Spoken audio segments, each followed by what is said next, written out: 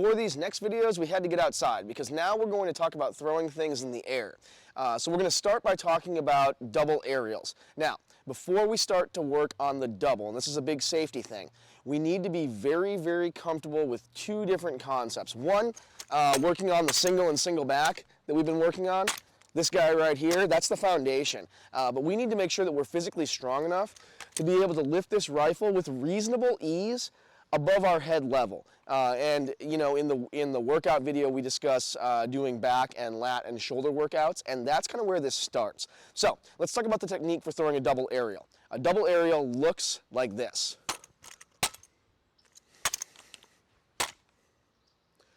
Right, so we take the rifle, we lift it, it does 2 spins in the air, and we catch it. We can catch it in a couple of different ways. The way I just demonstrated was a barrel down, kind of like the single and single back where it goes all the way over. But we can also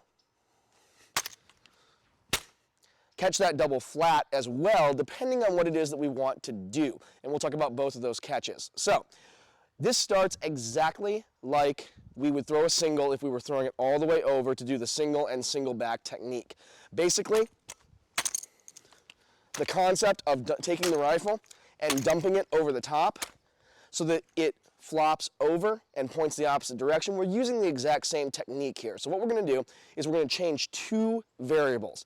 And this is kind of a math problem because if we change these 2 variables, the only outcome we can have is a successful double aerial provided we're using the exact right motions and the exact right hand technique. So in order to get an extra half spin on the rifle, the first thing that we're going to do is we're going to change the positioning at which we release the rifle. So if at a single speed we let go of the rifle somewhere around here, we're going to take that level and we're going to raise it up to at least our forehead height. And when we're learning, maybe even a little bit higher. And what that's going to do, by changing nothing else, just changing how high we lift the rifle, that's going to give us an extra half spin. And as you can see, as opposed to being barrel down, I'm now butt plate down on that catch. So changing the release point gives us a half of a spin. Now, that's the easy part, and we can practice that just a couple of times. Kind of letting our hands go free so that we can see the rotation of the rifle when it's nice and slow, and we can watch how just changing the release point is affecting where I'm catching that rifle. And right now I'm catching it at a 1.5 rotation. Now, the other half of the technique that we're using here is going to give us the second half of the rotation to make it a double. And what we're going to do is we're going to use our left hand, and as opposed to just letting it be loose as in the single, we're just going to let the hand open up. And in the 1.5, where we lift up a little bit higher, our hand was still loose. What we're going to do here is we're going to tense, tighten, and turn the hand, and we're going to make a fist. Now, what this is going to do is kind of twofold. One, it's going to give us a control point. In other words, our hand isn't going to look out of place. It's going to look like we did something intentional. And 2, by closing the fist, almost as if we're turning a doorknob as we raise up, what we're doing is we're adding rotation to the rifle that's driven just from the wrist. It's driven just from the hand and the wrist turning and closing. And what this is going to do is it's going to give us an extra half rotation. So when we add those 2 things together, we have the lift up above the head and we have the turning and closing of our fist. That's going to give us the double aerial and the rotation that we need. So when we put those 2 things together,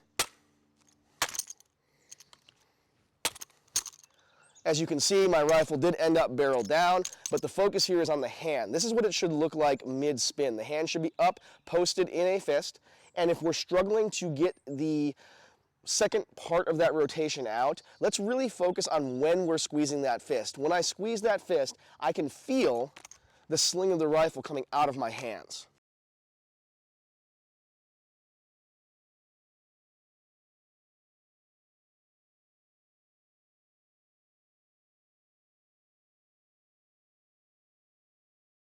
I can feel it slipping from my grasp as I do that, which I know is going to give it the extra rotation because I'm following through, much like if you were to punch a punching bag, you wouldn't go to the punching bag, you'd go through the punching bag. Here, I'm going until the very last second, twisting and curling. Now, if I want to catch the aerial just like I caught my single, I'll just let the momentum of the rifle carry the rifle until it's pointing down. But if I want to catch it at a flat position, or what we would call a tabletop position, upon catching the rifle, I'm going to look to pull and squeeze my arms towards my body so that the rifle can lock into position to where it's horizontal to the ground. Pull. And you see in this particular case, my rifle was thrown a little bit off center here, and that pull allows me to center the rifle in the body and control the catch so that it can be uniform from person to person. Now, it's very important that when we think about doing a double aerial, notice that at no point in this instruction did we talk about throwing the rifle up. If you really watch this broken down, you can see that this is actually the rifle being lifted and falling down into a double versus throwing the rifle up in the air. So if you ever find yourself tossing the rifle and you see the spin going upwards and then downwards, we have to go back and take a look at that original technique. Am I lifting my hand high enough? Am I squeezing my fist at the last second? And is the rifle falling down into the double? This will give you a more controlled and a more cleanable approach to how we throw these.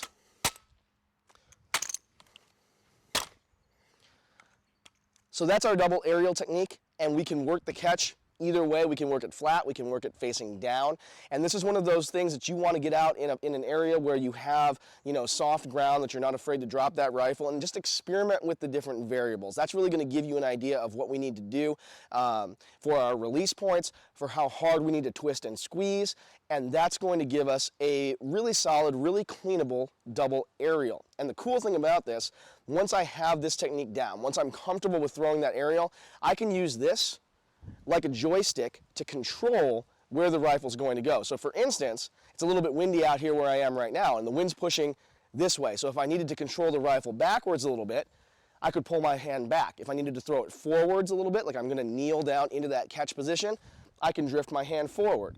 If I need to throw it to the left or to the right, I can do that, and that release point is going to determine where that rifle goes. So I really have a good control. See, I'd step forward and I push my hand forward. I really have a good control over where I want that rifle to fall every single time. So that's our double aerial technique. Go ahead and give it a shot. Again, get outdoors, somewhere where we're not going to damage the rifle, where we're not going to be unable to move away. Because if this goes wrong and you feel like, hey, I'm not going to catch this, this isn't going to work out, all we need to do is go backwards and away from that spin, and we can let the rifle come down to the ground. So that's our double aerial technique. Hopefully that's helpful.